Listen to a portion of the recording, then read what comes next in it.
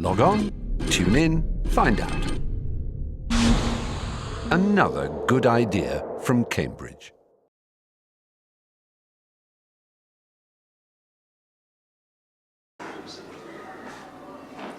This is the Kathmandu Guest House in Nepal, September 18th, a Sunday, 2005, and it's a great pleasure for me to have a chance to talk with Michael Allen, who I just met the other day for the first time, and to ask him a few questions about his background, his life, and his practice of anthropology. Michael, if I may begin, could you tell me when you were born and where you were born and into what family? I was born into a rather rare species of humanity these days, I suppose, in 1928, into an Anglo-Irish family, which was then, I suppose, only about 5% of the population. I gather it's now less than 2. And I suppose the thing I can remember most vividly about growing up in Ireland was the Protestantized side of it. And well, I went to Protestant schools. They were all boarding schools, absolute nightmares, and a sense of mysterious difference with the rest of the Irish population, that they were as much other as if they were in Africa almost, for that degree of closure, the Anglo-Irish community I lived in. I went to Trinity College Dublin, as virtually all Protestant Irish did. It was then, there were no Catholics in Trinity.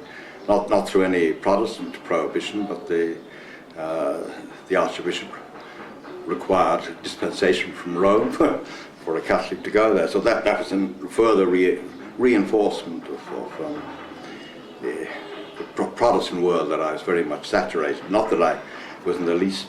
By the age of 20, I think I had ceased to believe at all in Protestantism. I found it even repulsive. And very rapidly became, I suppose, a somewhat rabid atheist at that stage. And I studied philosophy, which was called mental and moral science at Trinity, and fortunately managed to get a first-class degree of 4 years of philosophy that was a mixture really of psychology, logic, and metaphysics, but never got beyond Hegel, and I did not like Hegel. Luckily, I seem to be able to understand it. Though subsequently, I've been fascinated with going back to Hegel at times, relating it to my training as an anthropologist, his view of the whole social process or whatever, politicization of it. I found it very frequently very insightful. But with a first-class honours degree in mental and moral science from Trinity College Dublin then, there were about 2 things you could do. You become a Church of Ireland clergyman, which quite clearly from what I've said, that was not a track I was going down. Or I could apply for 1 or 2 Protestant firms, Guinness being the cardinal one, so I wound up a trainee brewer in Guinness's. 3 years of nightmare life, Park Royal in London, shortly after the war. Long queues for meat, smog everywhere, British class system. The whole thing filled me with complete, only one thing, waiting for the moment I could get out of it. So it was saving money from a tiny salary until a wonderful chance came. A fellow Irishman I'd known at school who was an extreme adventurer, still is in fact, and he writes travel books, got a job teaching English at the Royal Military Academy in Kabul, and said to clarion call, Michael, come, we will have great adventures. What was his name? Peter Somerville Large. Sure. I know his books. So I went out, resigned from Guinness, and went out and joined them. And we had indeed many intriguing adventures, mainly in Badakhshan, and mainly trying to get out of Afghanistan. We had absolutely ludicrous ambitions. We wanted to enter into Russian Central Asia, to cross the whole of Russia into Siberia, walk, you might also say, metaphorically, barefoot across the Bering Straits, arrive in America, become famous and retire as Irish gents. Luckily, we were entirely impeded all along the Himalayas in any of these ambitions. But getting to anthropology, my first hint, there was no such thing as anthropology in Ireland then, there isn't even very much now apart from Northern Ireland and at Maynooth. But there was none at all then. I suppose all that the word meant to me was measuring skulls or something, the usual public image at that time of anthropology. I met some Norwegian, not Norwegian, Swedish archaeologists and linguists working at Barmien, that place, of course, you know, was destroyed. And what they were doing somewhat intrigued me, but then we moved down into Peshawar, to Swat. We went up to Hunza. And in Peshawar, before going up to Hunza, I met Frederick Barth, who was taking a break from his work.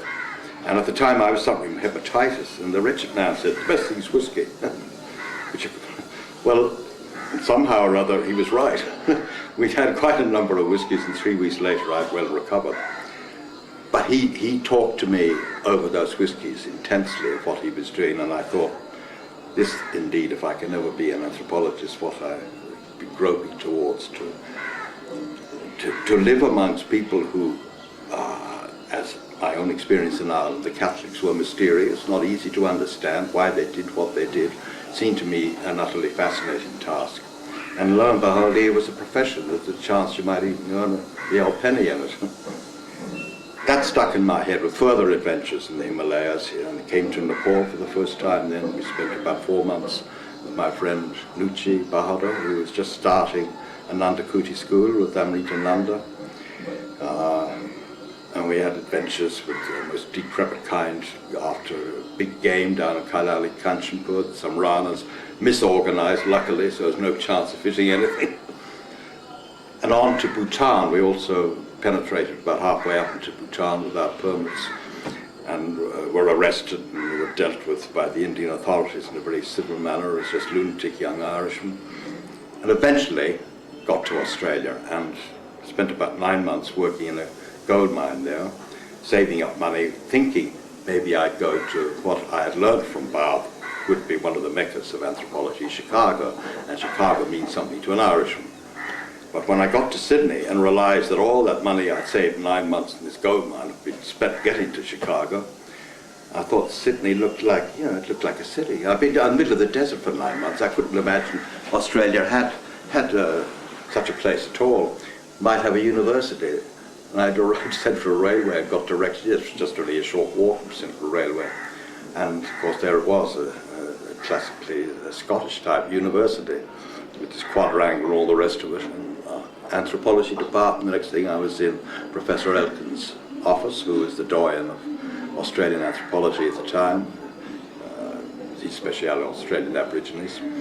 And I told him, you know, that I had this degree, is there any way I could become an anthropologist? And he said, have you got a private income? So I said, sorry, no, I don't have a private. Well, there's only 5 of us in Australia, and none of us are very old yet. I don't think there'll ever be any more or less. What year was that? That was 1956. And it was the only department, apart from a small nucleus of researchers that had begun under Nadell at the ANU about the same. In Canberra? In Canberra, a couple of years earlier, but that was purely at a level that I wasn't at yet, PhD research. He said, you can enroll here as an MA qualifying student and just do the anthropology units of a BA. And see what happens, and if you do well, then maybe we can get some small research funds for you to do an MA. So I did that, and luckily it all worked pretty well. In fact, the thesis I wrote, which is a comparative study of male initiations in Melanesia, later on, about 10 years later, I published it, and it's probably the book's given me greater fame than any other one.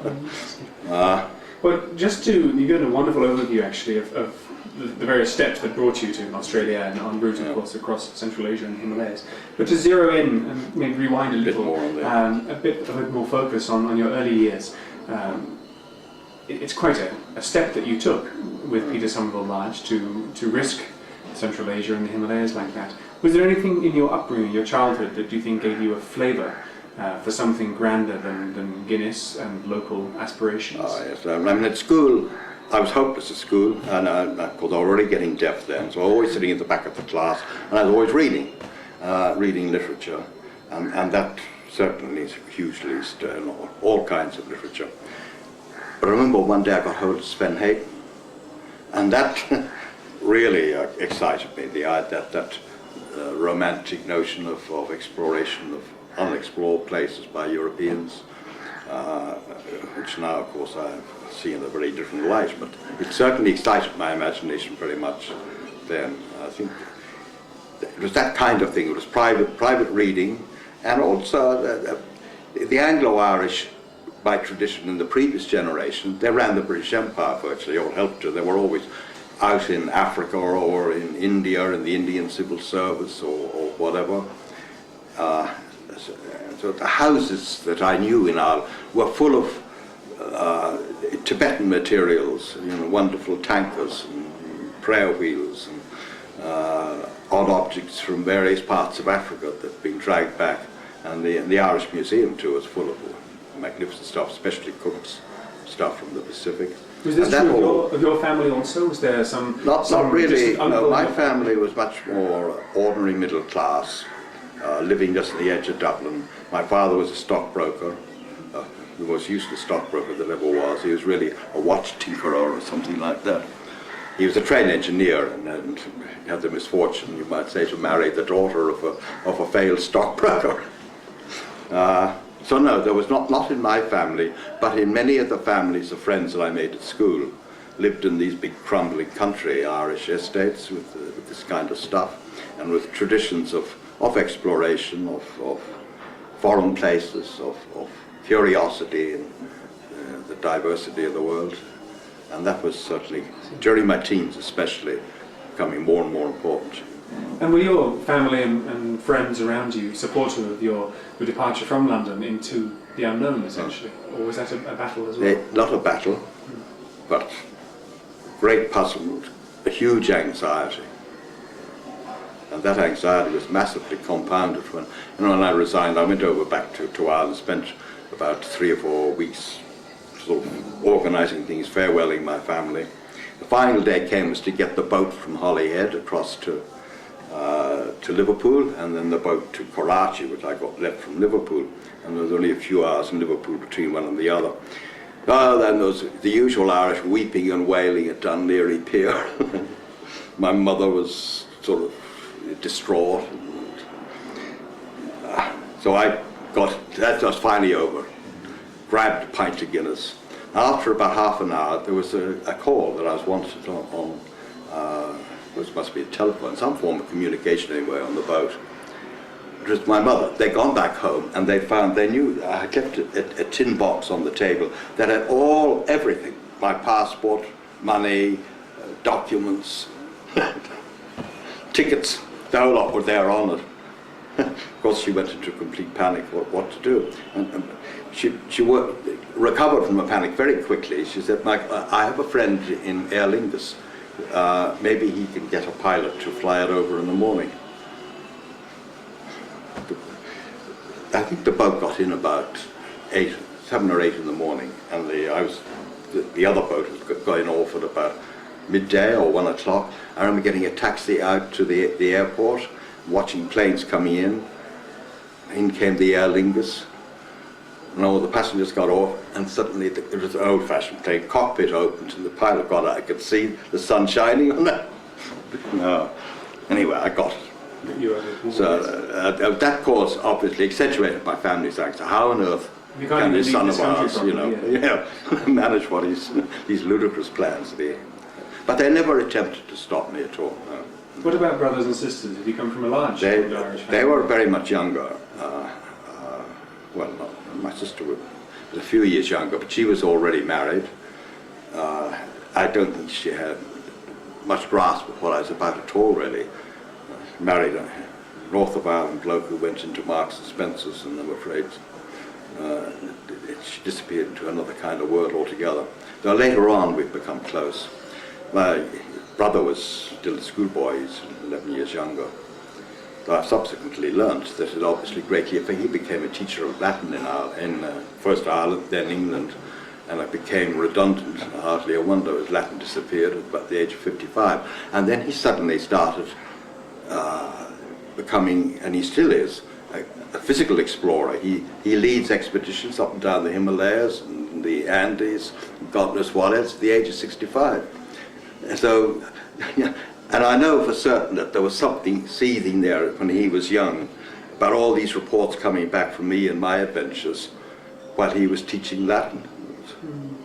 So it obviously had some impact on him. You know. You describe very well this the possibility of this travel and the possibility of just turning up in a place like Sydney, walking in, meeting a professor and saying, well, may I study? One of the things, of course, that's happened in the discipline of anthropology since that time is the institutionalization of it, of course, that this kind of possibility is rarely there anymore. Do you see that the students that you've taught have come through very different paths to the discipline? Very different, though many of them still share some of, I suppose you could say, the romantic component, the romantic in the sense of a fascination with the other, but an increasing capacity to see the other in themselves. And of course, another major restriction in limiting the ambitions of many PhD students just starting are now the terms of scholarship too, that they're so miserable, they're so short, especially if you're going into an area where very little preliminary language learning can be carried out. That seriously limits possibilities. I'd say now in Sydney University, 2/3 of the students are working in Australia, either in exotic communities in Australia or on some central feature of modern contemporary Australian society. I know, of course, your work through Nepal, but you hinted just before we started the interview that actually not only is that not your whole portfolio, but it's not even the work for which you've become most renowned. Perhaps you could also give a little overview of the various places you've worked and the periods that you worked there and what drew you to those places.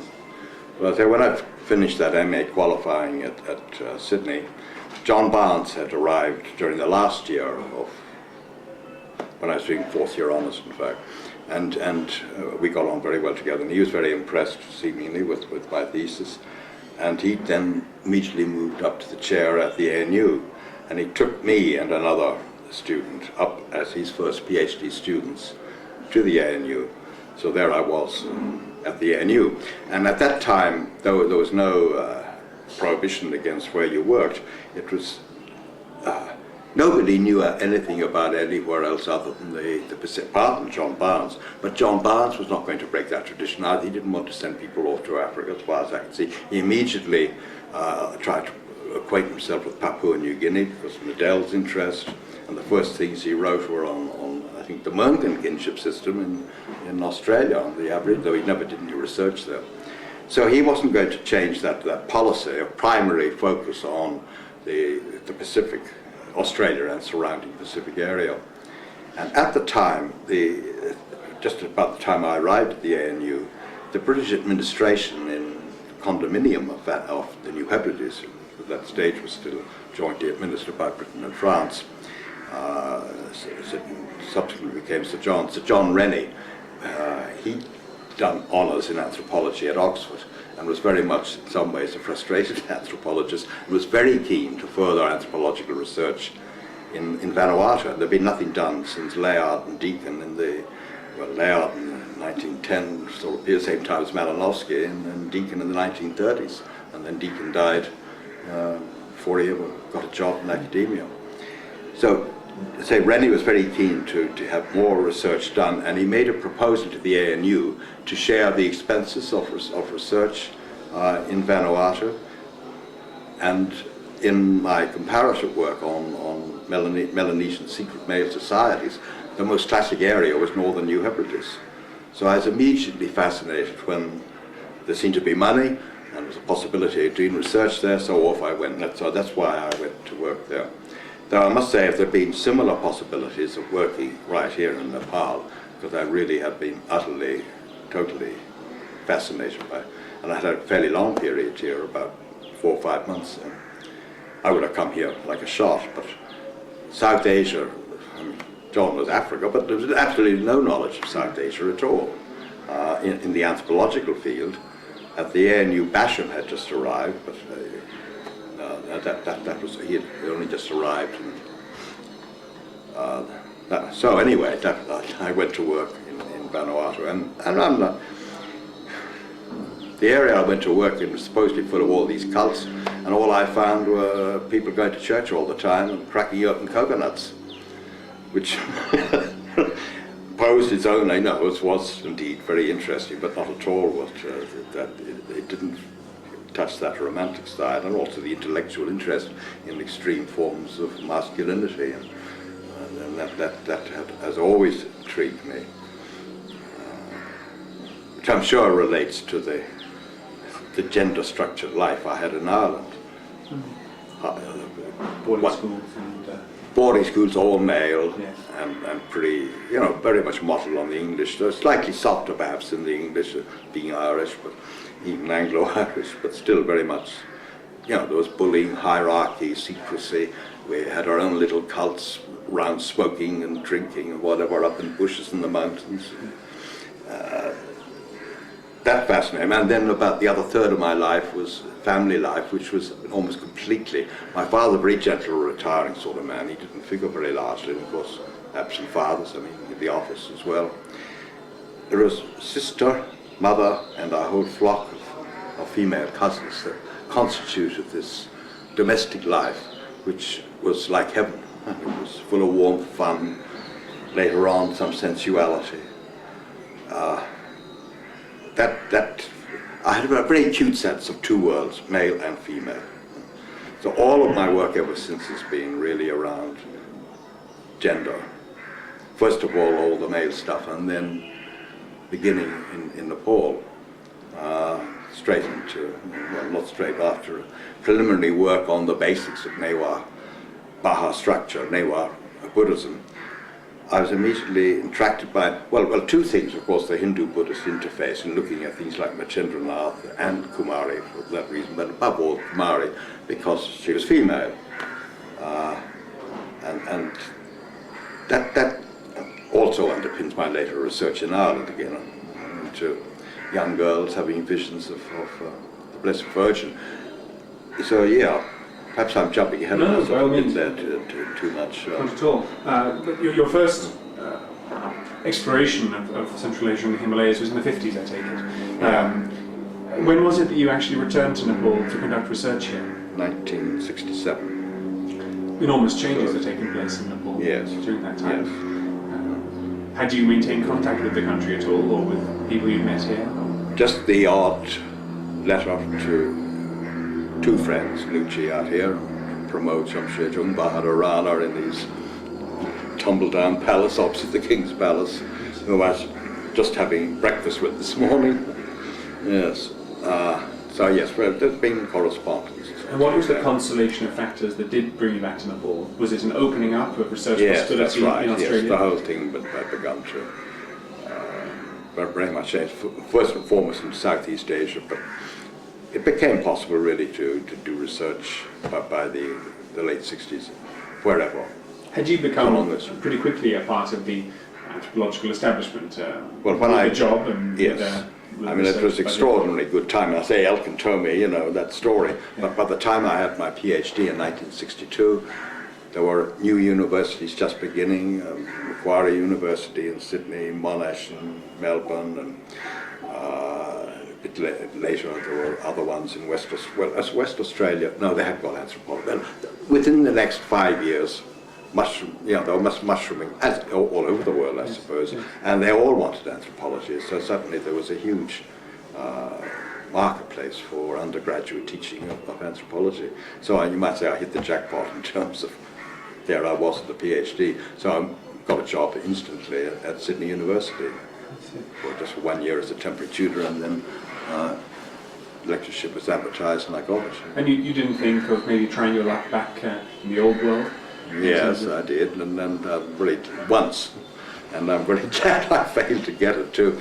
I applied for a job at Queen's University in Belfast just a few years before things really blew up in Londonderry and things got nasty. So yes, I was very glad somebody else got that job. And by then I'd married an Australian woman and started to have Australian children. My roots were sinking, developing and spreading through friendships, colleagues, and above all, family. Did you take citizenship, or how did that work? Eventually, only about 5 years ago. But you can take dual citizenship, so I remain Irish as well. Did the family become part of your research agenda? I mean, you Yes, brought in Nepal, yes. wife and children to the field. Well, in 1967, there was just one daughter. She was only one year of age. Probably a bit of a misadventure. She was a bit too young in many ways. There were quite a lot of problems. Well, first of all, she had 6 months in Ireland. And there were all kinds of problems there with my mother too, and my mother hissing at my wife. But they arrived here, yeah, and in the height of April, the temperature really beginning to boil. Within 1 month, the poor little girl, she was just beginning to learn to walk. She fell off a wall up there in Kimdor into a great mountain of nettles about this high. She nearly died, and that was pretty horrendous. But she was there all that year, and then I came back 72. There was second daughter, who was then, what age she born? 68, yeah. So she was much better age. And Kerry, of course, then was older. We were here for nearly a year then, and then again in 78 for this part of a year. And all three of them were there, running up then into their early teens. So yes, and my wife, my ex-wife, should I say, but still a very good friend. We've had a family life here out at Kimdor. In fact, the house now that is the school, Maitri Shishu, we were the first occupants of it. He built it initially for us, in fact, and then my wife started a little school for my three daughters in that last year, and that gave him the idea of having a school. I see. So it's very emotive when I go back to that house in all sorts of ways, because it was a family house quite a long time. And Nucci's such an old friend, and now to see him teetering on at the edge of death, I'm sure. it's a very emotive visit this for me in all sorts of ways. One, getting that manuscript, and two, I feel cycles turning themselves. That's the first time in my life we're going to feel a bit old. Interesting. Well, also that you've managed to juggle different and competing research agendas over these years, that it wasn't binary on or off in Vanuatu and then Nepal, but these things have overlapped and probably Always inform each other. overlapped, yes, well. and informed each other, yeah. Yes. The nearest time. I've never explicitly compared, in one article I never actually published where I do compare different notions of virginity in the Pacific and here and in Ireland. Which I first gave as a seminar paper at Leverhulme University about 4 or 5 years ago. No, 7 years ago. So it's been cooking still, and I'm still tinkering with it. But I did publish a collection of papers, Manohar, about 5 years ago, and the 5 papers on Pacific research, 5 here, and 2 long chapters on Blessed Virgin and visionary stuff in Ireland. Did the Irish research come later for you? Was that Yes. a desire to return to the country in which you grew up, and also... For a long time I had that kind of ambition that I'd love to.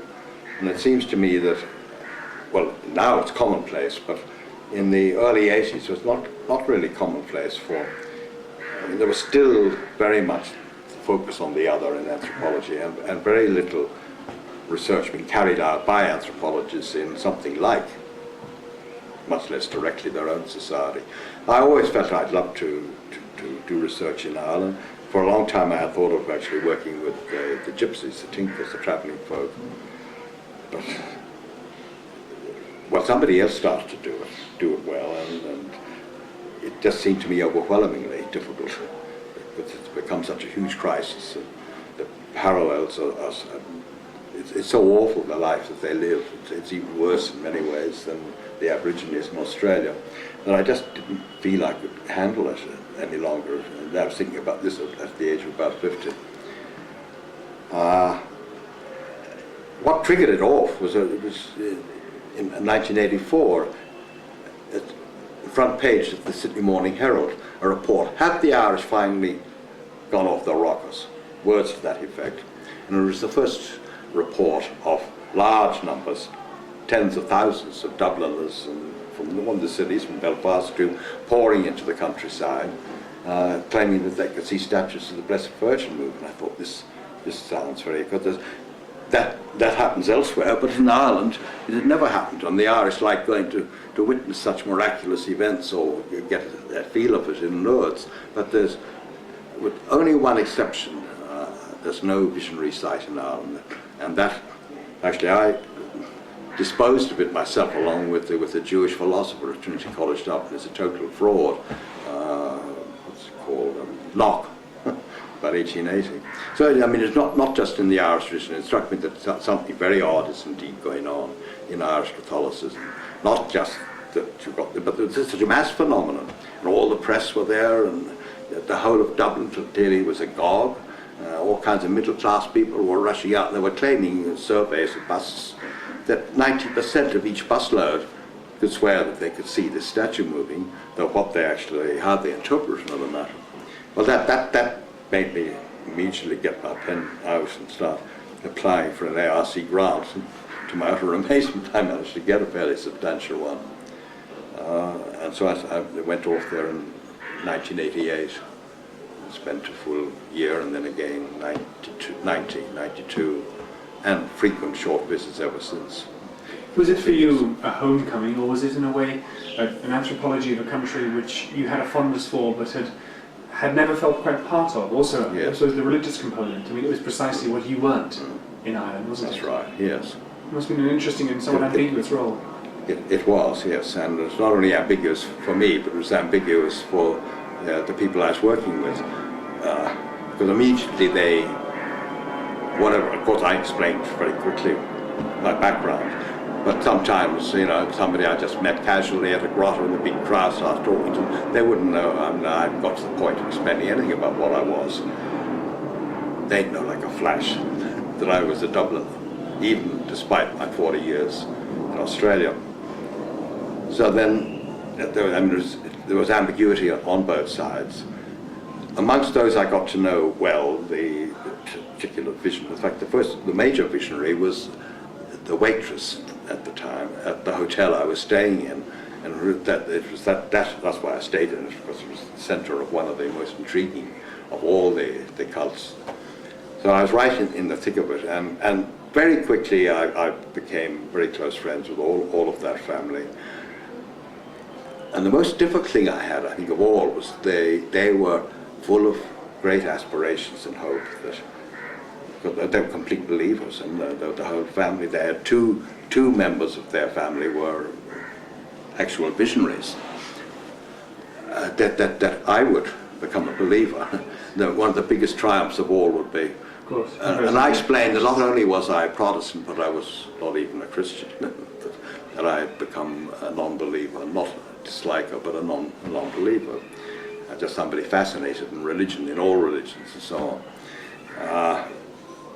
For somebody like me to believe would have been, there was a great desire and also a concern, a sort of friendship concern that how can this, I don't think they saw me as a nice bloke, be so mistaken. And that was fairly difficult to handle. Not to the point of distress or anything like that. But I did find, that I used to go then with groups of Irish pilgrims to areas on the continent that they'd all been to. Above all, Medjugorje in Bosnia. I think about 2/3 of the Irish Republic between 1983 and still now, they're still going in vast flocks to Medjugorje. Something like 40 million, according to some calculations, others 25 million. Not Irish, but Catholics all over the world, have been to Medjugorje, another major visionary site. So I started going with little Irish groups of believers, and one occasion with the young girl who was then about 12, 13, who was regularly serving me breakfast and who was still having visions. Well, that's not quite correct. She was having what they call interlocutions, getting messages in her head from Our Lady, where she had been having major visions, and she was really being sent by her family to Medjugorje in the hope that the visionary stuff would come back again. But it was the turning point. She's now an IT technician married to a Belgian in Brussels.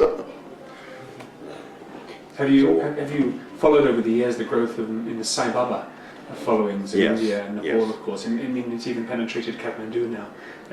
Strong in Sai Baba, his portrait is over my bed. Do you see? I mean, do you start seeing parallels and sort of constellations of belief coming together? Because to be able to draw, based on fieldwork in Ireland, back into Nepal, from Nepal, I suppose, to Vanuatu. Yes, of course, indeed. I'm still puzzling what to do with it, but the global aspect is enormous. It has to be with Catholicism. What has made it more, in a sense, global in Ireland, I suppose, is just the modernization of Ireland, the sudden effervescence, the fact that so many now have the money to go regularly every year to Lourdes, to Fatima, they'll go to one of the missionaries, a woman now about 40 actually. She's forever being asked to go around the Caribbean or to the Philippines on lecture tours, financed by wealthy Catholics in these areas. The way she described going on a luxury cruise through the Caribbean, and the main entertainment for all the wealthy tourists in the evening was listening to her talk about missionary stuff. The global conference circuit. Yes, that's right. Interesting. Did your family also accompany you back to Ireland in the 80s, or were the children grown up by then? And yes and no. They came over with me on the first occasion, just for a short time. But they were all engaged in other things. They couldn't stay very long.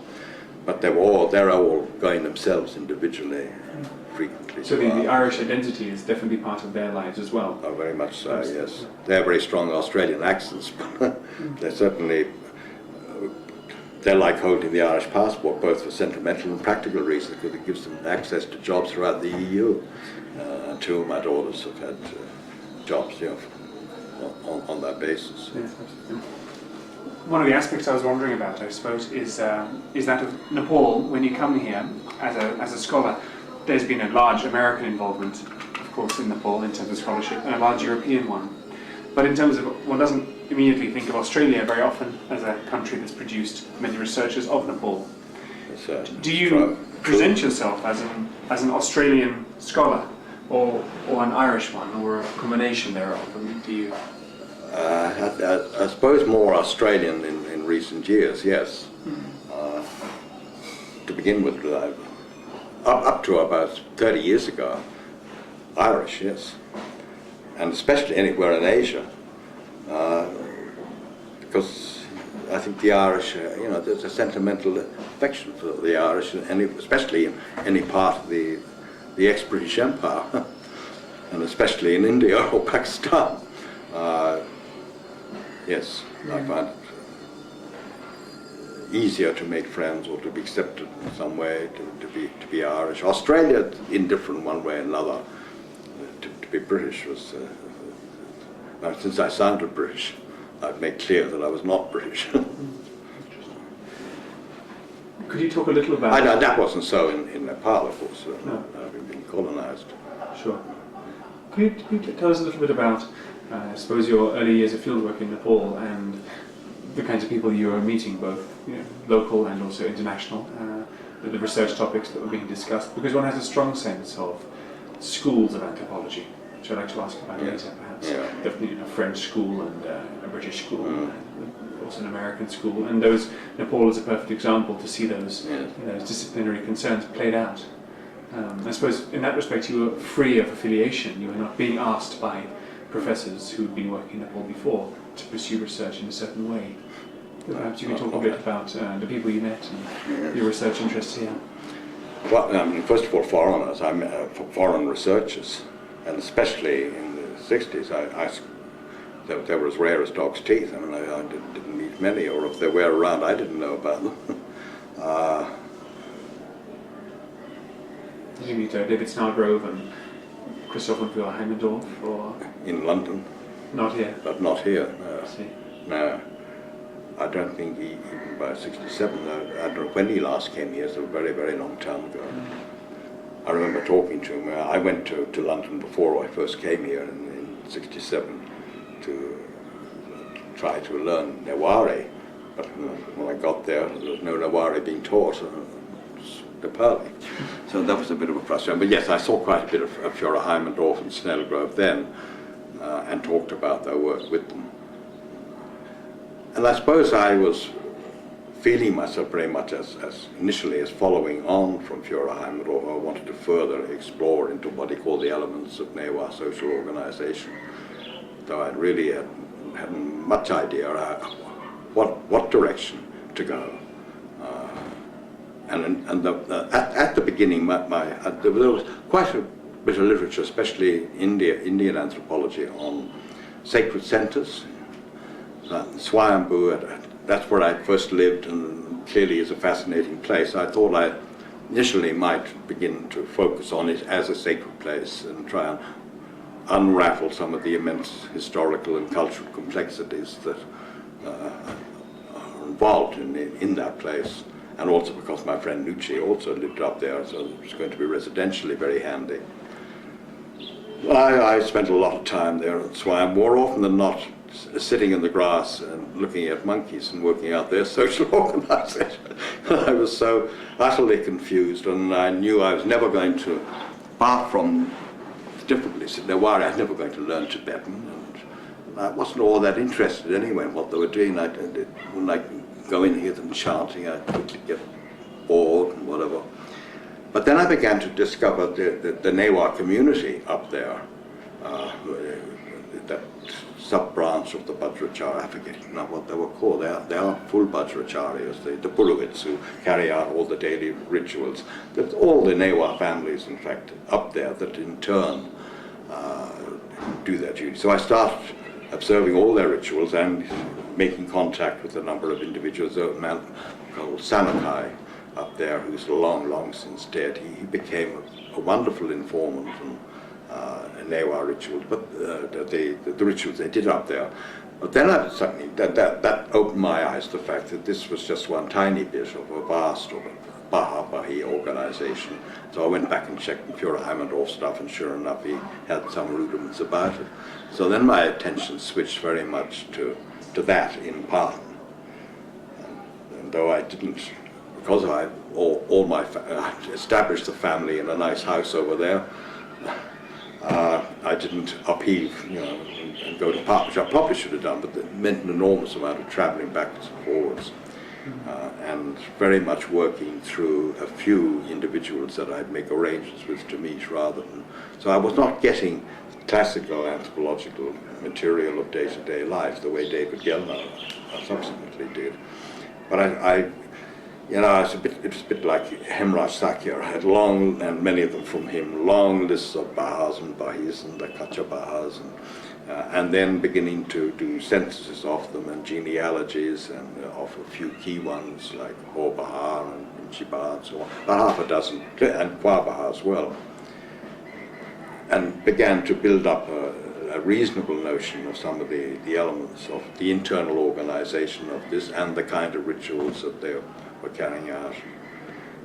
And that then led to the next stage. I thought to look at some particular cults in greater detail. First Machendranath, though I never really published anything very much on it. Father Locke took over there, and I thought, well, I'll leave that to him. And Kumari, yes. But throughout, I never had much contact with other anthropologists. Did you? In conferences, I'd meet them. When I wasn't here, at Madison and places like that, or in London. It's partly because I suppose I was living a family life too, and when I wasn't, sure. and this fractured nature of fieldwork of kind of, you might say, taxi anthropology almost. Yes. And also because I suppose much Himalayan anthropology was defined by the idea of the village, where you go and you don't come back until you're finished. Yes, and that's exactly, of course, what I did initially, and was very much floundering how to handle a culture in this spread eagle sort of manner all over the place. Absolutely. Yeah. Absolutely. Was language and learning Nepal Bhasa, or previously known as Newari, an important element for you? Was that an entry point into penetrating the culture, or did you work with people who spoke Nepali as well and English? I never, I mean, partly being deaf, also tone deaf, also, as Nietzsche would say, "Oh, Michael, you are useless. I tell you 10 words today and tomorrow you've forgotten 8. I am absolutely hopeless with languages, there's no question about it. I was reasonably fluent 20 years ago in Nepali, but Newari I could never even begin to, I could, pick up the drift of the topic at the most, but no way could I articulate it. No, I did not work in Newari, so I always had to use an interpreter, somebody who did speak Nepali as well, or even better English. And I must say, Nietzsche was, 9/10 of the time I was with him as interpreter, so it was very much, not that I wanted it, I'd given my right arm to have learnt Newari, but I knew I never would. So it's Margaret Mead type of anthropology in many ways. And that's another reason too. I mean, I gave you one reason why I went to Ireland, but another reason was, because I was aware then of an early contact with David, and it became apparent that he was doing the very things that I wanted to do if I'd only speak. Right, let's get out of this. There are other people around who can do it far better. Your contact with Nepal, of course, and with friends here has endured, and Yes. described that this is, of course, a very emotional and personal visit as well as a professional one. Yes. Has that been the case also for Vanuatu? Have you returned there? Do you have ongoing Oh, yes, relationships? yes, very much. I was there only last year. And then, Every few years I'll be back there. Mostly now just to see friends. And adding to the sense of transformation. yes, I was going to ask you about the social change. I remember in an interview that Professor Alan McFarlane did with Heimerdorf. Heimerdorf says at a certain point, all these young people coming to Nepal these days, and they all want to study social change. How can they do that if they've never been there before? And of course, but you have precisely the historical perspective to shed some light on these things. What have you seen as the great transformations of the Kathmandu Valley, where you spent so much time? Yeah. Well, it's just totally obvious. The huge change is the demographic one, and all the complex consequences from the huge flood of people into the valley from, I don't know, it was certainly less than 1 million in the valley in the early 60s and late 60s. Forget what the figure was, maybe about 800,000 or something. What is it now? Over 5 million, I think, in this tiny space. And all the things that go with that, the disappearance of 3/4 or 2/3 of the rice fields into brick kilns or buildings. When I first came here, there were only 6 Model T Fords. There's now a multitude of vehicles belching out fumes. Was Kimdol, in a way, outside of Kathmandu when you were first? Oh, absolutely, yes. God, the Changi was a lovely open, it was common land, for grazing. You've got goats grazing on it. And the army just slowly, they had a little bit of it, but they just gobbled it up bit by bit, right up now to the whole lot, virtually, in varying way. Well, not virtually, absolutely. Apart from some parts that some very wealthy individuals managed to get hold of. And it's not, when I go around the side of Swayambhu and look towards Balaju, that was a long, long, beautiful stretch of country. There was all 3 or 4 story houses everywhere. So I mean, that's the most obvious, and with it, the fact that it's so much more mixed community, because a huge amount of that increase has been people from non-Newa people from outside. There have always been, of course, non-Newa people here, but obviously the Newas must have greatly declined as a percentage of the population. But the other change is one thing, and I found myself always fascinated with continuities. I went yesterday to Indrashastra, probably the 9th time I think I've been there, or something like that. And it's changing hugely, quite clearly. Above all, it's changing as a state theatre. It's becoming more and more a state demonstration of its grandeur, its power, and when the king comes out on the balcony, in the past it would have been mainly civilians, politicians, important dignitaries, maybe the odd poet. Now it's about 2/3 army, colonels and generals and field marshals laden with medals, and a sprinkling of the ambassadors. And waiting for the big event, the amount of army came in, the huge trucks piling out all over the place.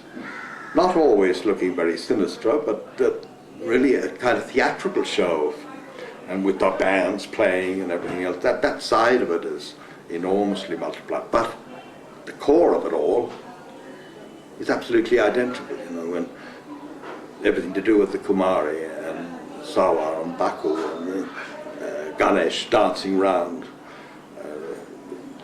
the general crowd behaviour. It's as if always. So it's, and it's, I think most especially the Newas have an extraordinary determination to retain identity, perhaps accentuated in fact by the fact that so many non-Newas all around them. I mean, a lot of rituals have been carried out now probably in a technically more correct and full way than they would have been 40 years ago. There are more experts around, there are more determination to do it right. On the topic of the Kumari, of course, the very concept, the idea has captured the imagination of many, a jurist, a filmmaker, a writer. Have you become part of, in a way, the production of general knowledge also on the Kumari? And do you see your work being invoked by people who like to talk about it? Yes, I mean, I'm endlessly in journal articles, not academic, popular articles, especially here, newspaper articles, and some of the misquotations or whatever, or misuse, or even just embarrassment over what I said myself that was correct. Correct, that's what I said, wouldn't say now. Yes, it obviously has been, because it's gone into 3 editions. For a long time it was about the only significant publication at all on Kumari. In fact, there still isn't, apart from the fascinating new book that the next Kumari has just written. And there is another one, though, on the way. A man called John Mellowship, another Australian. He's a very weird kind of character, a very independent scholar. Very difficult to categorise what he is or what's going to be in his book of Kumari. But he informed me just a while ago that it's about to go into press. Do you visit with ex-Kumaris who you've known over the years, as well as they're part of also your circuit of visits and friendship here in Kathmandu? Yeah, not so much in Kathmandu, but yesterday I went back to the Kumari I've had the longest connection with, the one most intimate knowledge of, is the Parton. What was the Parton Kumari, but he still is, and that it, in a way. And I went to her house that day, which is the same house of the official Kumari in Parton at the moment. It's her niece who's the official Kumari, age 10. And this one that I first knew, when she was, I suppose, about 10, she's now 50. And her face is identical, almost identical, partly through makeup, and partly because, it's so sad, I mean, she's so absolutely childlike. She never goes out of the house, even at 50 now, other than on those few occasions at the Kumari, and she still goes out on the official occasions, even though she is in the background.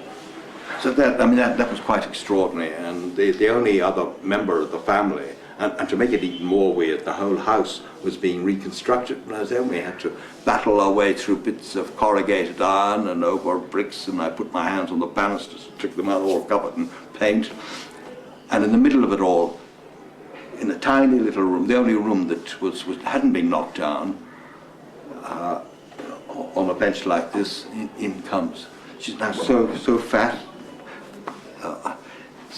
sitting here, and then the other end, the little new one. And then I was plonked in the middle, and cameras were clicked, and it was very, very weird indeed. It made me very sad, actually. There's an issue that one of the things that I've perhaps been most criticized locally over is well, it was actually a misinterpretation of what I was saying, but representing some beliefs about ex-Kumaris and difficulties they face in life, as though I was saying that indeed they do face these difficulties, which in fact sometimes they do. But the beliefs are often very exaggerated, such as husbands are regularly falling dead because of the lingering power of the Devi within her, or made a mistake doing puja or something of that kind. Those things obviously are largely nonsensical. In fact, this autobiography, Rashmila, is very much intended to try to counteract those misapprehensions. But the belief certainly, and in many ways, the Parton Kumari, it's not only the beliefs, it does seem to me to have wound up in a particularly tragic life. She's never been educated at all. Now, of course, the younger one, yes, she has, from the state, she has a tutor who comes in and teaching her quite a lot, and she even knew a few words of English. But she's almost dumb, the older one. She can scarcely, yesterday was the first time I've ever heard her speak. And it was just a few words, and to add to it, her brother, who's a very, very talented painter, art painter, I've got some beautiful paintings of his at home, he's been dumb from birth, he can't speak at all. So you get one who's been rendered dumb by culture, and the other dumb by nature. It is, yeah, well, you're asking, do I visit that family? I have visited again and again and again, whenever I come to Nepal, and I feel now, I always felt happy enough when the mother was alive, and it didn't seem too sad a situation, especially when she actually was a Kumari. But now I feel almost guilty going there, because in some ways my devotion, as it would be seen, because I do go through the honorifics and whatever, make offerings, must be a factor in perpetuating what now seems to be a very tragic scenario in many ways.